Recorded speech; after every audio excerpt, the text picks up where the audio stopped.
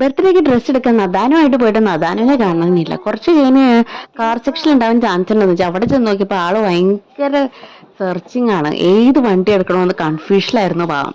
അപ്പൊ കാർ എടുക്കാൻ പ്ലാൻ ഉണ്ടെങ്കിലും ഞങ്ങൾ അത് ഹോൾഡിൽ വെച്ചേക്കണായിരുന്നു. അങ്ങനെ വേറൊരു കാർ എടുത്തിട്ടു. പക്ഷെ ഇത് എനിക്ക് അത്ര ഇഷ്ടമല്ല, കാരണം ഒട്ടും സ്പേസ് ഇല്ല. പിന്നെ എടുത്തൊരു കാറാണ് കേട്ടോ എനിക്ക് ഇഷ്ടപ്പെട്ടത്. അതിന് അത്യാവശ്യം സ്പേസ് ഉണ്ട്, 20 to 30 kg വരെ വെയിറ്റ് ബെയറിംഗ് ഉണ്ട്. അപ്പൊ ഈ ഒരു ജീപ്പ് മോഡലായിട്ടുള്ള ബ്ലൂ ജീപ്പാണ് കേട്ടോ എടുത്തത്. അപ്പൊ ഇത് പുള്ളി എടുത്തിട്ട് ഓടിക്കാൻ വരെ സ്റ്റാർട്ട് ചെയ്തു കേട്ടോ. അപ്പൊ ഈ ഒരു സംഭവം എടുത്ത് ഇത് അത്യാവശ്യം നമുക്ക് ഓടിക്കാൻ പറ്റും, ഒരു പ്രായം വരെ എടുക്കാൻ പറ്റും. അപ്പൊ ഇങ്ങനത്തെ സംഭവം എടുക്കുമ്പോൾ 3 to 7 years വരെയൊക്കെ നമുക്ക് യൂസ് ചെയ്യാൻ പറ്റുള്ളൂ. പിന്നെ കഷ്ടപ്പെട്ട് ഫിറ്റിംഗ് റൂമിലേക്ക് പോയി, കാരണം കാറിന്റെ സെക്ഷനിൽ നിന്ന് പുള്ളി പോരണുണ്ടായില്ല. അങ്ങനെ ഈ ഒരു ഡ്രസ്സ് എടുത്ത്, പക്ഷെ ഇത് എനിക്ക് അത്ര ഇഷ്ടപ്പെട്ടില്ല. പക്ഷെ ഇത് എനിക്ക് കളയാനും തോന്നിയില്ല.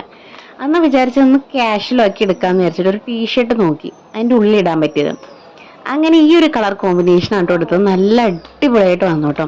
അപ്പൊ പിന്നെ ബില്ല് ചെയ്യാൻ നേരത്താണെങ്കിൽ അതിന് ഷർട്ടിന് 30% ഓഫ് ഉണ്ടായിരുന്നു, ടീഷർട്ട് വെറും 125 rupees ഉണ്ടായുള്ളൂ. പിന്നെ ഈ ബർത്ത്ഡേക്ക് സ്കൂൾ ലൈബ്രറിയിലേക്ക് ബുക്ക് കൊടുക്കുന്ന ഒരു പരിപാടി ഉണ്ട്. അപ്പോൾ വിചാരിച്ച അന്ന് ഈ വഴി തന്നെ പോയി ബുക്ക് എടുത്തേക്കാം. അങ്ങനെ ക്രോസ് വഴി കയറി.